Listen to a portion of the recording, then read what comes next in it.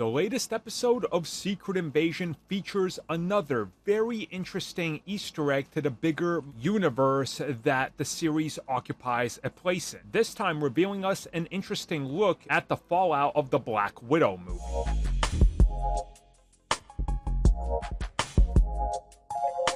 So this comes at us in the third episode of Secret Invasion.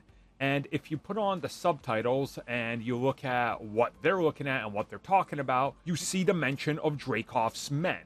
Now, this is a reference to the villain of Black Widow, or at least one of the villains of Black Widow, specifically the man that was in charge of the Taskmaster / Black Widow project. Now, I should know that this does happen in the opening sequence of the episode that's set in 1998.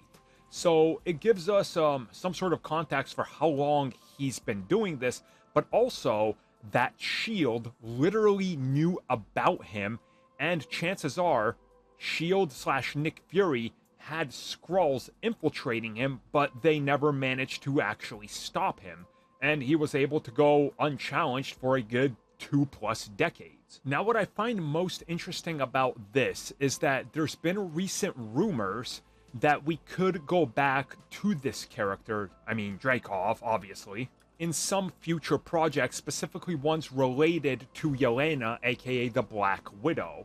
And I think that this sort of might lean into that, but again, it could just be a one-off thing to try to, connect the dots and show us that Nick Fury was truly ahead of the game. Now, that's a whole other completely separate thing that a lot of people have problems with when it comes to the whole idea of how Nick Fury was fed his info and that he wasn't always just, ahead by himself. He had a spy network, which, yeah, that's Nick Fury. So I'm not going to get into that here. I like this. I think it's kind of cool. It also shows us the power of the Black Widow program, what they were doing, the infiltration tactics, and how not even Nick Fury could manage to take them down.